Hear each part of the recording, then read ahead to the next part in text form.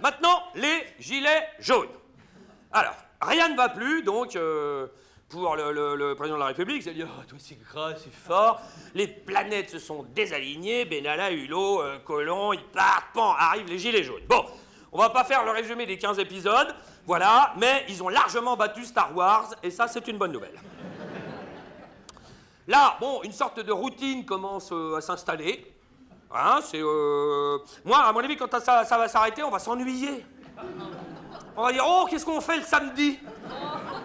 Voilà. Et c'est vrai qu'entre le début du mouvement et maintenant, bon, je me demande si on part encore de la même chose. Bon. Et puis alors, il y a un truc, c'est que depuis le début qui a vraiment changé, c'est dire les gilets jaunes. C'est tellement hétéroclite que les gilets jaunes, ça ne veut rien dire. Les gilets jaunes, c'est comme si, par exemple, on disait les fonctionnaires. Tu vois, les fonctionnaires sont des feignants. Il y en a. Mais il y a des infirmiers, des infirmières. Ou alors dire les hommes sont des lâches. Tu vois, moi j'en connais pas. Tu vois, ou les femmes sont des emmerdeuses. Tu vois, non, ça c'est un mauvais exemple, mais donc ça c'est les gilets jaunes. Les gilets jaunes, en temps, au début c'était un mouvement bon enfant, après ils sont devenus un peu beaufs d'après les médias, et puis après dangereux, radicaux, extrémistes. Maintenant ce sont des... Alors les gilets jaunes sont des casseurs, les gilets jaunes sont des antisémites.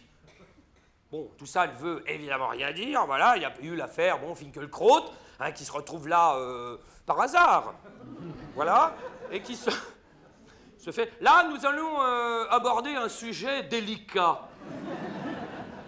Voilà, Finkielkraut qui se fait insulter, vous avez vu, par un mec, effectivement, avec un gilet jaune, mais ce mec n'est pas les gilets jaunes, évidemment, qui le traite de sioniste, en fait, qui l'insulte, c'est une horreur, point, terminé, on est tous d'accord là-dessus, baf. Bon, mais c'est aussi un peu la faute de Finkielkraut. Pourquoi il est juif?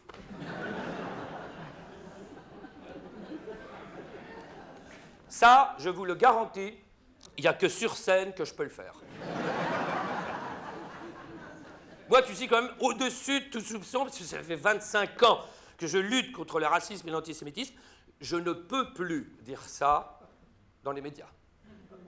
Il y a quelque chose qui merde dans notre pays. Alors, et les gilets jaunes, effectivement, ne sont pas tous des extrémistes, ne sont pas tous des anti-républicains, des antisémites, de ce que vous voulez. Bon, mais ils sont quand même beaucoup... On entend la théorie du complot a fait des ravages là-bas. C'est quand même, bon, chez les gilets jaunes, on peut le dire, il n'y a pas que des prix Nobel. Voilà. Et on entend des trucs, là, alors, le système médiatique est au botte du pouvoir, lui-même à la solde des banques. Ok, complotisme à tous les étages, c'est quand même, au bout d'un moment, ça leur nuit. Quand il y a eu l'attentat de Strasbourg, voilà, le terroriste, enfin, plutôt le malade mental qui s'est déguisé en terroriste, et chez les gilets jaunes, entendu dans l'Internet, ce déversoir de vomi qui est l'expression de la démocratie, donc la démocratie de temps en temps pue. Le gouvernement a organisé l'attentat de Strasbourg pour contrecarrer le mouvement des gilets jaunes. Ils ont déjà du mal à organiser un débat. Non mais vous les voyez en train d'organiser un attentat. Surtout depuis que Benalla est plus là. On en entend des conneries, déferlements de conneries de tous les côtés. Voilà. Et puis, et c'est vrai que quand on voit la première intervention de Macron devant les maires, vous voyez là, son one-man show, voilà, le début du grand débat, mais on en parlera après de ça. C'est vrai que moi j'ai bien regardé, et dans son oreille j'ai aperçu il avait une oreillette miniature en liaison directe avec la banque Rothschild qui lui soufflait son texte. Ah oui, oui, oui, oh, je vous jure. Je vous jure. Non mais ils sont pas seuls, les gilets jaunes, tout le monde parle de complot maintenant parce que ça arrange tout le monde. Dès qu'on ne sait pas, oh, c'est un complot. Voilà, et il y a une enquête qui a été effectuée il y a 6-8 mois, enquête très profonde, hein, sur le complotisme, justement. 79% des Français adhèrent au moins à une théorie du complot. Je vous rappelle au passage la définition du complotiste, c'est une personne qui rêve de comploter. Dans les théories du complot, il y en avait plein, je vous en livre 2. Le sida a été créé en laboratoire et testé sur la population africaine, lâché par avion par une organisation juive avant de se répandre dans le monde. Tu vas voir un producteur. Si le mec n'est pas antisioniste, il prend pas le film. Certaines traces blanches, théorie du complot, hein, dans le ciel, créées par le passage des avions, sont composées de produits chimiques délibérément répandus pour des raisons tenues secrètes. Là, t'entends ça, tu as peur. Tu dis, est-ce que je vis dans le même monde que ces gens-là? Et, alors, le plus étonnant, moi, je le crois toujours pas, mais je vous livre ce qu'il y a dans le rapport. C'est tout, hein. Des gens, des scientifiques qui ont fait ce rapport, des chercheurs. La Terre est plate, eh bien, encore 10% des Français qui le croient.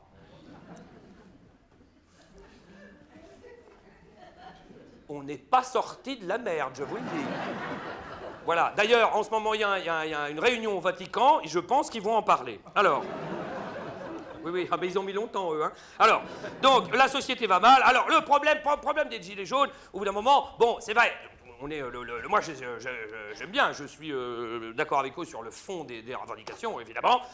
Cette société, le système est à bout de souffle, on le sait, tout le monde le sait. Bon, mais plus ça va, plus il s'organise. Ça va devenir aussi chiant qu'un défilé syndical. Heureusement qu'il y a des radicaux dans le tas pour mettre un peu d'ambiance. Oh la vache. Alors déjà, j'ai bien noté, alors chez les Gilets jaunes, ils sont 4 mouvements dans le mouvement déjà. On dirait un parti politique. Alors, il y en a le premier mouvement, ils veulent faire un parti politique. Bon, là, s'ils font ça, ils sont morts. Le deuxième mouvement, ils veulent faire une liste aux européennes. S'ils font ça, ils sont morts. Le troisième mouvement veut rejoindre un autre parti. S'ils font ça, ils sont morts. Le quatrième, continuer comme ça. S'ils font ça, ils sont morts. Bon, est-ce que vous avez des questions ? Voilà. Alors, il y a des manifs, même, je ne sais pas si vous avez vu, mais c'est là qu'on voit, c'est l'expression de la démocratie poussée à son paroxysme. C'est, je ne sais plus dans quelle ville c'était, les gilets jaunes défilent, et au bout d'un moment, ils se foutent sur la gueule entre eux. C'est étonnant. Tu les vois, ils défilent entre eux, c'est ça, Macron, démission, qu'est-ce que t'as, toi? Et là, mais ils se foutent sur la gueule. Et là, tu fais, c'est pas gagné. C'est pas gagné. Alors, moi, la pensée du jour, spéciale gilet jaune, je vous la livre telle qu'elle, c'est comme ça. Mieux vaut un merdier organisé qu'organiser le merdier. Hein? Non, trop tard, c'est trop tard. Il fallait applaudir avant. Alors, attention, parce que si ça continue comme ça, ce mouvement, au départ, décrit comme bon enfant, des gens qui prennent la parole, assez surprenant, évidemment, on entend des muets, on voit des invisibles. Voilà. Mais si ça continue comme ça, ils vont finir par être responsables de tout. Je sais pas si vous avez vu, hein. Il y a une maison incendiée, c'est les gilets jaunes. Des tags antisémites, c'est les gilets jaunes. La baisse de la croissance, vous avez vu? Ministre de l'économie, de moins de 10%, ah, c'est les gilets jaunes. Voilà. Les avalanches. Bientôt, ils vont remplacer Daesh. Ah, c'est hallucinant. Alors là, visiblement, je ne sais pas s'il y a des gilets jaunes dans la salle, si vous avez fait des réunions, sans vous taper dessus. Voilà. Il voudrait passer au dimanche. C'est bien. Moi, alors, on s'emmerde le dimanche. Là, au moins, tu te dis, tiens, qu'est-ce qu'on passe? On va à la manif. En plus, il y a de l'ambiance, et ça. Tu vas avec tes enfants qui t'ont cassé les couilles toute la semaine. Tu dis, allez, une bonne lacrymo, tiens, ça va lui faire du bien.